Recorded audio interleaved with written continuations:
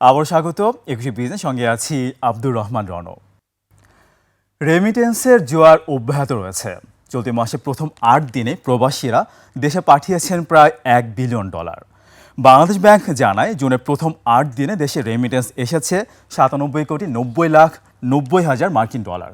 গত বছর একই সময় এসেছিল $90,72,00,000। ফলে চলতি জুন মাসে প্রথম ৮ দিনের হিসাবে রেমিটেন্স বেশি এসেছে ৭.৯২%।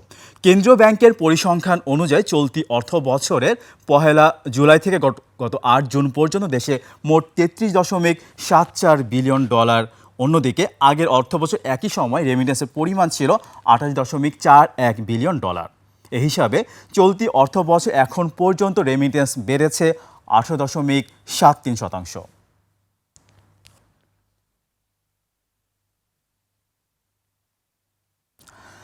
দেশের বাজারে স্বর্ণের দাম আবারও বাড়ল। প্রতি ভরি স্বর্ণের দাম সর্বোচ্চ ৬,৫৯১ টাকা পর্যন্ত কমেছে।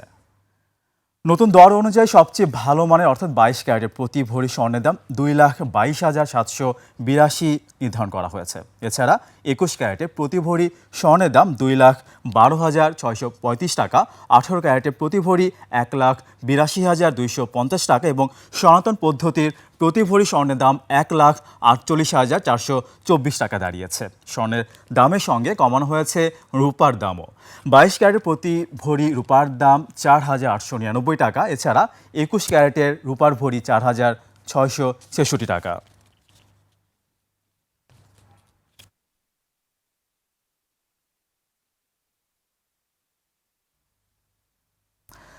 দুই ২০২৬-২৭ অর্থ বছরের বাজেট আর্থিক খাতের সংস্কার, বেসরকারি বিনিয়োগ বৃদ্ধি এবং ব্যাংকিং খাতে সুশাসন নিশ্চিতের ওপর জোর দিয়েছেন অর্থনীতিবিদরা।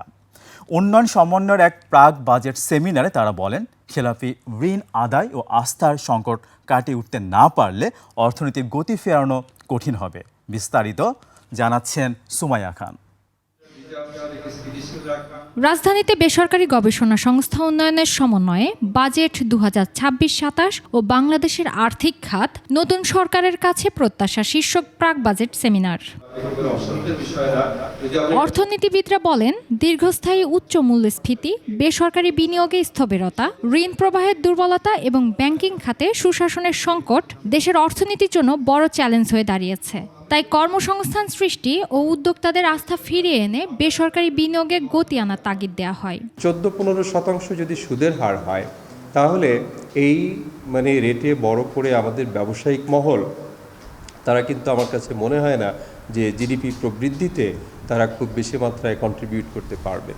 তারা বলেন, করোনা পরবর্তী বাস্তবতা ও রাজনৈতিক অস্থিরতার প্রভাব বিবেচনায় স্বাস্থ্য, শিক্ষা, সামাজিক সুরক্ষা এবং নারী উদ্যোক্তাদের জন্য ঋণ সুবিধা বাড়ানোর বিষয়টি এবার বাজেটে গুরুত্ব পাওয়া উচিত।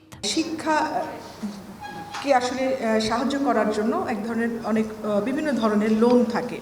তো আমাদের এই ব্যাংকিং সেক্টরে আসলে আমাদের যারা শিক্ষার্থী আছেন তাদের জন্য আসলে কী ধরনের লোন আছে, এবং অন্যান্য উন্নত দেশে আমরা দেখেছি যে এটা একটা লোন থাকে যে তারা লোন নেবে এবং একটা পর্যায়ে গিয়ে তারা যখন কর্মক্ষেত্রে যোগ হবে তারা আস্তে আস্তে সেই লোনটাকে পরিশোধ করবে।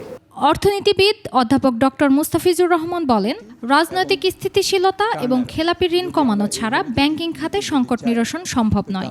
বৈদেশিক বিনিয়োগ বৃদ্ধি ও আর্থিক খাতের বহুমুখীকরণের উপর গুরুত্ব আরোপ করেন তিনি।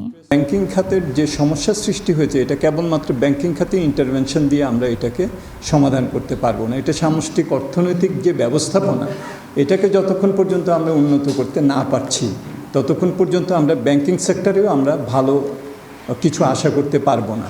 অর্থনীতির বর্তমান চ্যালেঞ্জ মোকাবেলায় শুধু বড় আকারের বাজেট নয়, প্রয়োজন কার্যকর সংস্কার ও আস্থার পরিবেশ তৈরির। সুশাসন নিশ্চিত করা সম্ভব হলে নতুন বাজেট দেশের অর্থনীতিকে ঘুরে দাঁড়ানোর পথ দেখাতে পারে বলে জানান অর্থনীতিবিদরা।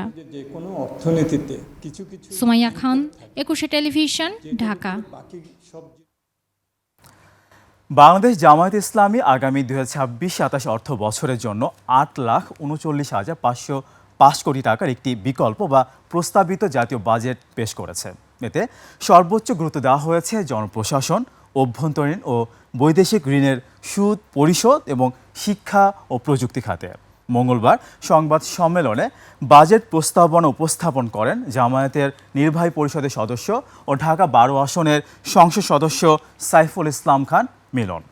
দলটির পক্ষ থেকে জানানো হয়, প্রস্তাবিত বাজেটে জনপ্রশাসন, অভ্যন্তরীণ ও বৈদেশিক ঋণের সুদ পরিশোধ এবং শিক্ষা ও প্রযুক্তি খাতকে সর্বোচ্চ গুরুত্ব দেওয়া হয়েছে।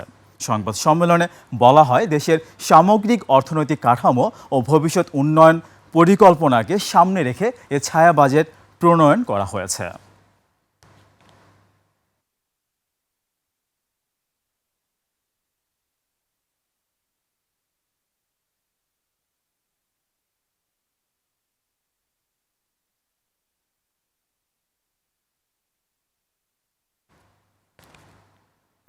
এবার এশিয়ার প্রধান শেয়ার বাজার খবরাখবর।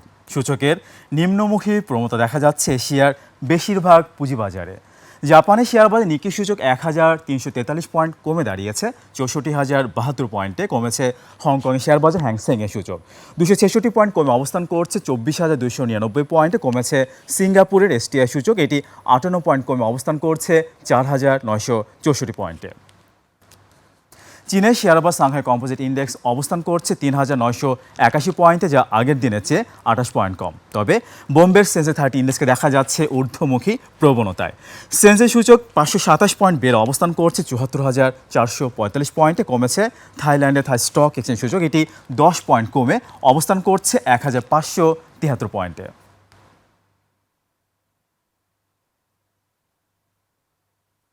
দর্শক, নিচ্ছি একটা ছোট্ট বিরতির পর দেশের আবাসন খাত ও আসন্ন বাজেট নিয়ে আমরা কথা বলবো আবাসন খাতের উদ্যোক্তাদের সংগঠন রিহ্যাবের প্রেসিডেন্ট ডক্টর মোহাম্মদ আলী আফজালের সঙ্গে। ততক্ষণ আমাদের সঙ্গেই থাকুন।